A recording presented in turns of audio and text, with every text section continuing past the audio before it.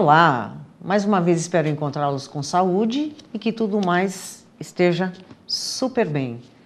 Pessoal, lembrando ou reforçando, esse programa, o Bem Mais Osasco em TV, é a versão impressa da revista Bem Mais Osasco. Quem já conhece, perfeito. Quem ainda não conhece, por favor, acesse o nosso site www.revistabemmais.com.br e lá vocês podem ou ler na íntegra, no formato online, no campo Última Edição, clica lá em cima, lá vai aparecer, vocês vão folhear, é muito bacana isso. E quem não gosta de tecnologia, busque o endereço mais próximo de você e retire o seu exemplar gratuitamente. Ou ainda, entre no campo lá, Fale Conosco, tá? Mandando um e-mail para a gente, que é o faleconosco@revistabemmais.com.br e solicite a sua assinatura gratuitamente, tá? E assim você receberá em casa. Bem, pessoal, hoje nós vamos tratar de um tema que eu não vou dizer que normalmente ele é tratado, mas ele é um tema pertinente à seção família. A seção família, ela traz temas do cotidiano das nossas famílias, tá? Então, eu vou ler aqui um negócio que diz assim: normalmente ninguém casa para se separar, mas é comum ouvirmos atualmente os seguintes comentários: vou me casar, mas se não der certo separo, ou ainda histórias de casais que sobrevivem, ou melhor, sobreviveram, casados há anos e agora estão se separando. Então vem a pergunta: por que os casais se separam?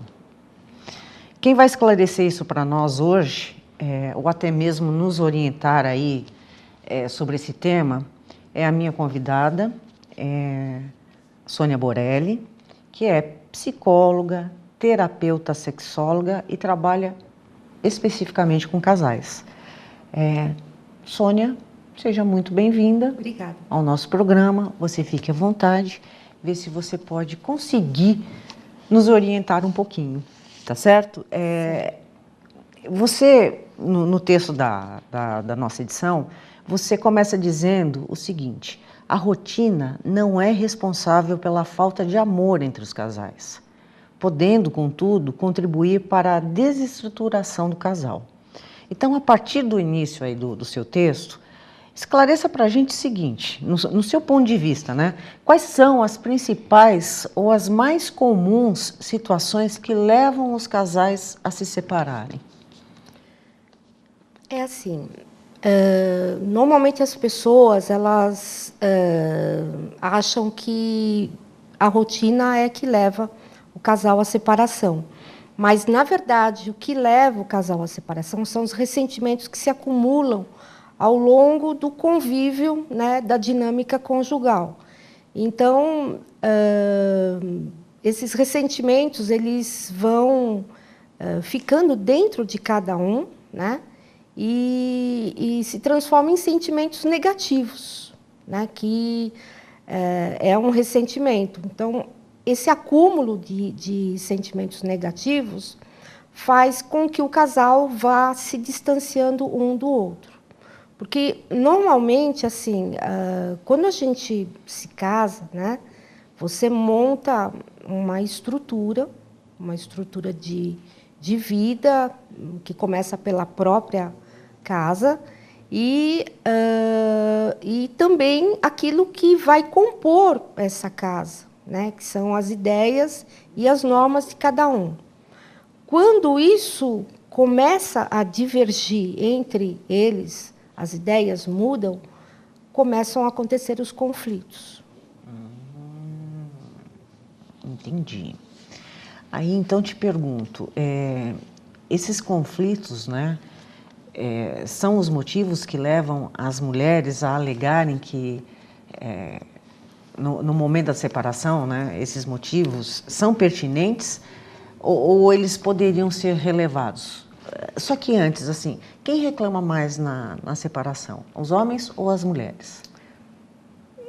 Hoje em dia não tem um parâmetro para isso, né? Depende muito de quem evoluiu primeiro dentro da relação. Porque você tem conceitos, né? E dentro desses conceitos você coloca normas e ideias. Se essas ideias mudam, vai haver conflitos. É como uma empresa. Se há uma divergência de ideias entre as pessoas, com certeza vão ter discussões, problemas, e isso vai acabar trazendo uma crise, né?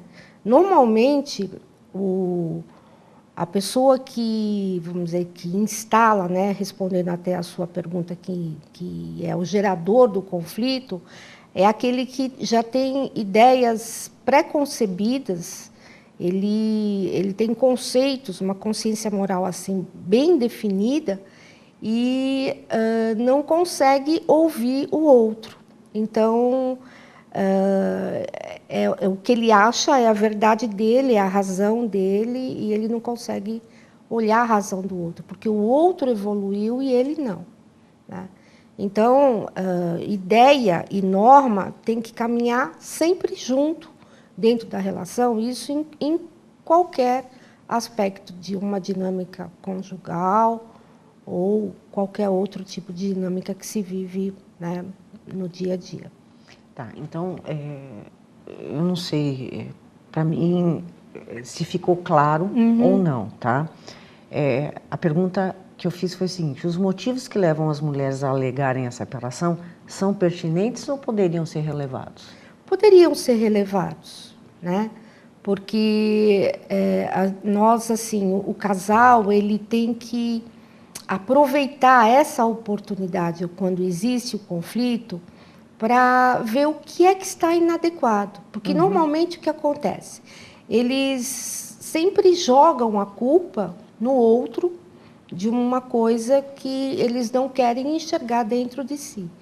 Então, na verdade, quando existe o conflito, né, é a oportunidade que o casal tem de ver o que está acontecendo, o que está errado. Porque numa situação normal, isso não aconteceria, certo? Então, é até importante que hajam, assim, divergências, conflitos, para que cada um se posicione e continue a caminhar de uma forma ordenada e um ao lado do outro, não um na frente e outro atrás, e nem na contramão. Entendi. Bem, Sônia, eu vou dar uma interrompida no nosso bate-papo e eu vou chamar o nosso primeiro bloco. Enquanto isso, desculpa, eu falei chamar o primeiro bloco errado, é o meu primeiro intervalo, tá? Enquanto isso, a minha próxima pergunta é a seguinte, ó: muitas discussões resultam em ressentimentos, como você colocou no início do nosso bate-papo. E esses ressentimentos que, guardados e remoídos, né, como foi dito, pode fazer com que essa emoção negativa fique e desencadeie. Vai pensando como que a gente consegue resolver isso, tá bom? Pessoal, voltamos já já, é um minutinho só. Até mais.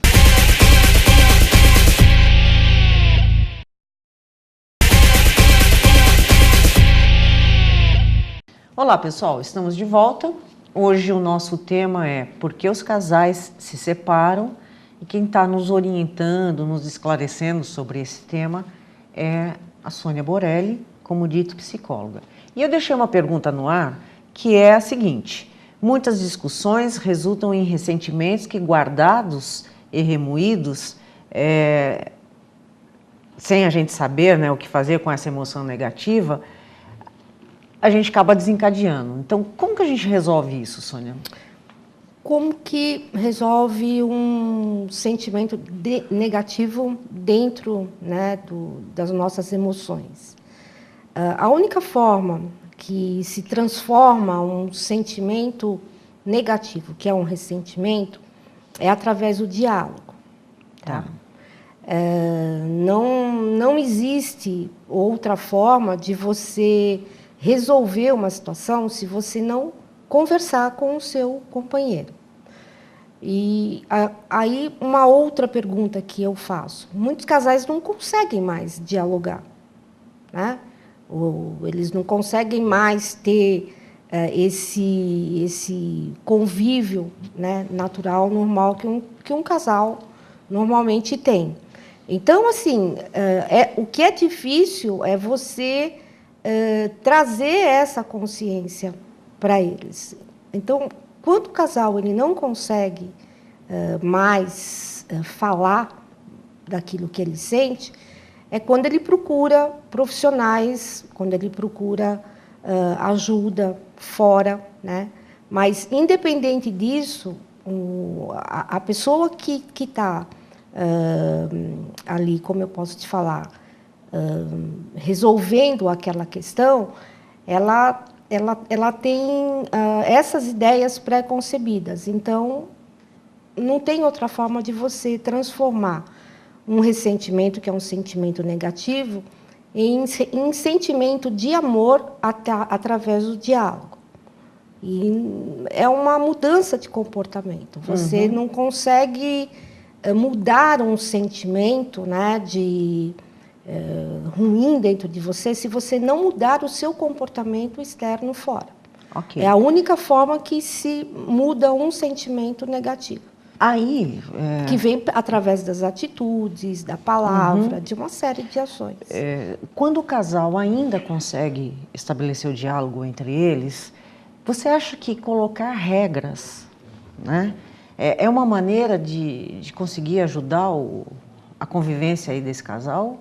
Ou essa imposição de regras vem externamente? É assim. Vamos fazer um comparativo, né? Okay. Quando você aluga um imóvel, você não faz um contrato. Né? Nesse contrato não são colocadas cláusulas de proprietário. Não pode colocar prego. Não pode isso, aquilo, exatamente. Aquelas coisas. Dentro do relacionamento, quando você está montando a sua estrutura, é a mesma coisa. Então, cada um sabe do seu limite, cada um sabe até onde você pode chegar. Então, essas regras é para cada casal, elas não são universais, entendeu? De que tem que ser assim ou não. Vai depender de como aquele casal se coloca diante da vida. E cada um tem a sua consciência moral, tem seus valores, né? A sua cultura, principalmente isso. Então, é necessário eles estabelecerem essas regras para que eles tenham um bom convívio, porque a partir do momento que essas regras começarem a divergirem, começam a ter os conflitos. E conflito, o que é? Dúvida. É divisão entre dois pensamentos. Aí se instala uma crise. Eu acho que uma coisa que é importante, né, no relacionamento é a questão da maturidade. Né? E é fato que não ter comprometimento com a relação é falta de maturidade? Olha, comprometimento, a partir do momento que você opina em viver ao lado de uma pessoa, já tem uma certa maturidade, porque você está deixando a sua vida, né, ou a sua casa, a casa dos seus pais, ou a sua vida sozinha, para viver ao lado de alguém. A maturidade, ela envolve o quê? Inteligência, acima de tudo. Então, as pessoas que não têm maturidade são aquelas que vivem pela emoção. E emoção e razão têm que estarem andando de uma forma ordenada, equilibrada. Então, é essencial que a maturidade venha, mas também que a emoção tenha. Então, por isso que eu coloco no meu texto que razão e emoção, elas vivem juntas. Então, quando uma está desequilibrada, né, a balancinha, isso afeta a relação. Tá, e aí me diga uma coisa, esses casais sem essa maturidade, né, como que eles conseguem construir e amadurecer a relação deles? Olha, eu estou perguntando isso pelo seguinte, porque assim... Tem muitos casais que vivem durante anos, né, e vivem de aparência, né? Vivem por outras razões financeiras ou, né, sem entrar nesse mérito da questão, mas viver sem maturidade é a mesma coisa que viver sem pensar, sem... Eu levantei essa questão da maturidade, só que eu vou... Porque isso pode ser que se torne um debate aqui entre nós agora. E como eu tenho que chamar o intervalo novamente, Tá. Então, vamos ficar com essa questão no ar, né? A questão da maturidade. Ter é importante e é fatal para a relação. Eu vejo, né, na minha vida profissional que tem pessoas jovens que têm muito mais maturidade do que pessoas de mais idade. Então, não é a idade que vai determinar essa maturidade ou não, mas sim a experiência de vida, a vivência que ela tem, né, e o que ela for passar também, até das coisas negativas dentro da relação, porque elas vão aprender com isso, entendeu? Elas vão aprender com os erros, né? Isso é uma forma de acrescentar na relação. Então, a maturidade, ela vem com a convivência. Ninguém começa numa relação já com maturidade. Mesmo porque, quando você inicia uma relação, você está apaixonado. E paixão é emoção. Pois é. Então, vamos segurar um pouquinho a nossa emoção. Eu vou chamar o meu intervalo e a gente já volta. Tá bom? Pessoal, já estou de volta. 1 minutinho só. Até lá.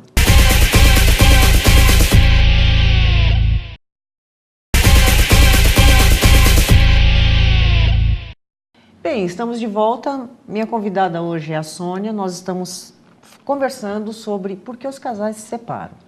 E o que ficou no ar foi a questão da maturidade, né, que você já até colocou, mas eu vejo que muitas vezes as pessoas entram numa situação ou de casamento, ou emprego, enfim, né, achando que está preparado, que está maduro para vivenciar aquilo. E lá dentro descobre que não. Mas eu acho que você mesmo respondeu. A maturidade vem com a convivência, não é? E não só com a convivência, que inicialmente quando você inicia qualquer coisa, você vai na empolgação, na emoção, né, no impulso. E muitas vezes é a tal compra por impulso, né? Eu comprei e não gostei, eu quero devolver. Entendi. Então, até dá para devolver. Mas é importante que, antes que se tome essa decisão, em qualquer aspecto da nossa vida, que pense, pondere, veja realmente se é isso mesmo, para não se criar, sabe, feridas dentro da relação. Entendi. A questão da identidade, né? Eu tenho a minha, você tem a sua, é como se o nosso RG, né?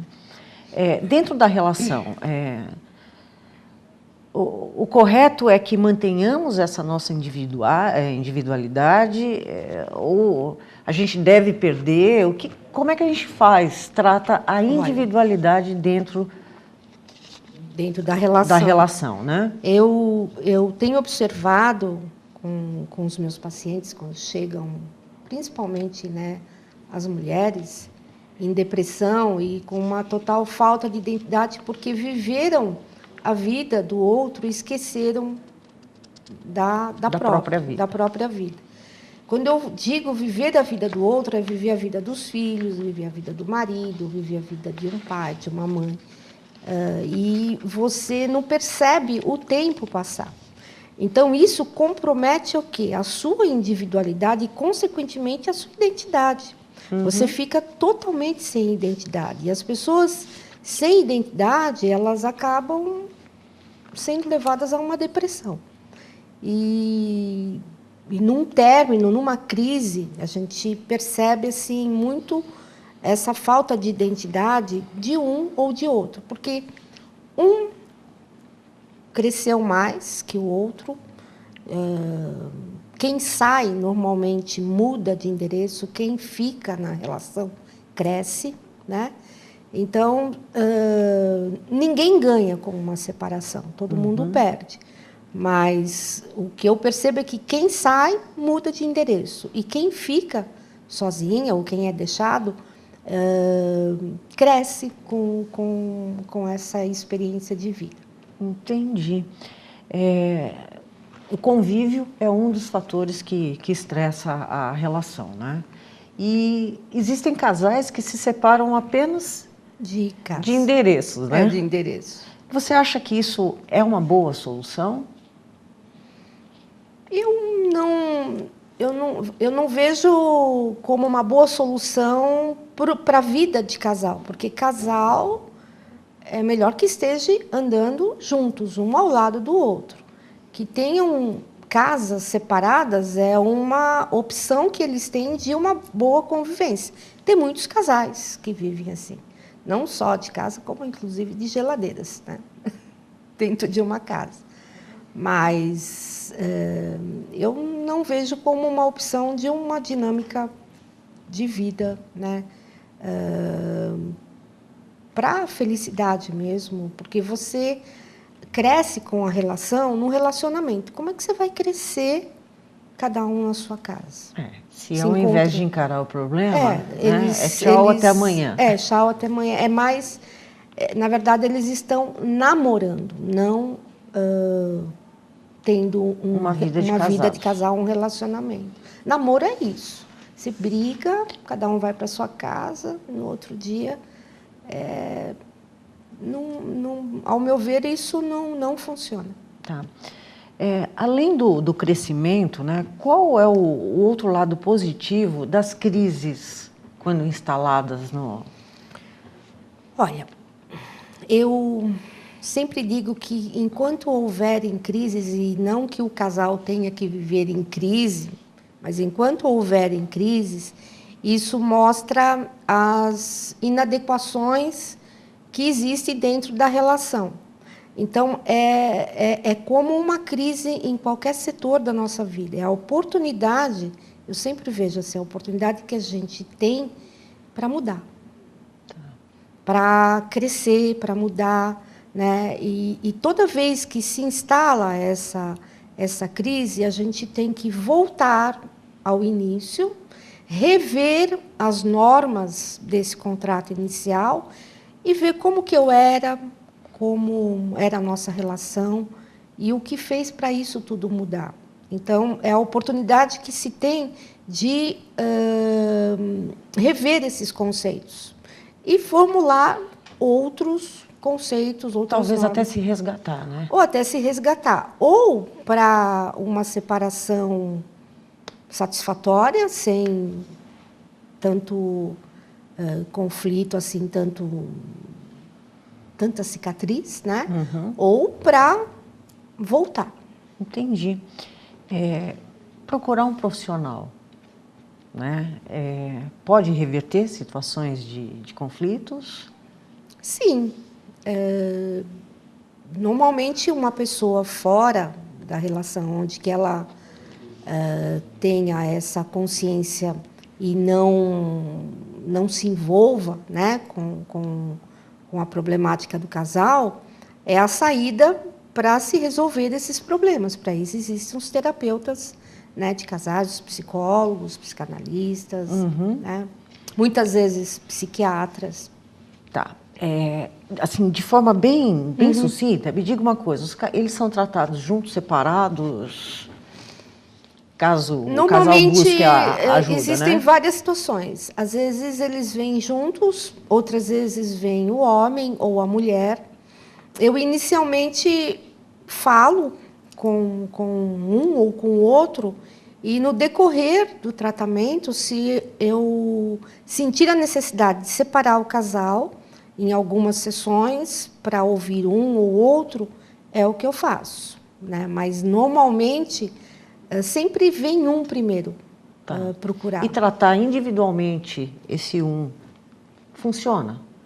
Porque às vezes o outro não quer ir, não vou, acabou. É você que tem problema, não sou funciona eu. até o ponto da pessoa que está procurando, né, o tratamento, ela também rever essas inadequações que ela tem. Porque não existe assim, um muda, os dois estão certos ou errados, né? Entendi. Você tem dificuldades, o outro tem, então a sua mudança, a mudança, por exemplo, de um deles, também faz com que o outro mude em algumas coisas e isso ajuda. A priori, eu preferia que fosse o casal, né? Entendi. Mas nem sempre isso acontece. Perfeito. Bom, Sônia, infelizmente, a gente tem assim, talvez menos de 1 minuto para finalizar o programa. Então, bem sucintamente, tá? O que as pessoas, os casais podem fazer para evitar a separação e quais conselhos vocês dão para eles tentar reverter a situação? Reverter. Bom, aceitar o outro como ele é, em primeiro lugar. O diálogo acima de tudo, em todos os momentos, né, da relação. E que toda vez que existir um conflito, né, para que não se instale a crise, está sempre revendo esses conceitos que eles têm, né, e criar situações novas, né, de vida, de uma dinâmica de vida diferente da que eles estavam fazendo normalmente, né, na vida. Então, não tem uma regra básica, mas a palavrinha-chave disso tudo é diálogo. É Perfeito. diálogo. Perfeito. Né? E diálogo é saber ouvir e falar. Muito bom. Sônia, agradeço a sua presença aqui no nosso programa, Bem Mais Osasco em TV. Pessoal, para quem gostou do meu bate-papo, basta rever no nosso canal do YouTube, através do site www.revistabemmais.com.br ou ler essa matéria na íntegra na revista. Entre no site, descubra o ponto de distribuição, solicite, né, através da assinatura, 1000 formas de você rever essa entrevista de hoje. Agradeço mais uma vez a audiência de vocês e convido-os para o meu próximo programa, onde entrevistarei Marcise, tá? Vale a pena conhecer um pouquinho melhor sobre ela. Até lá, pessoal!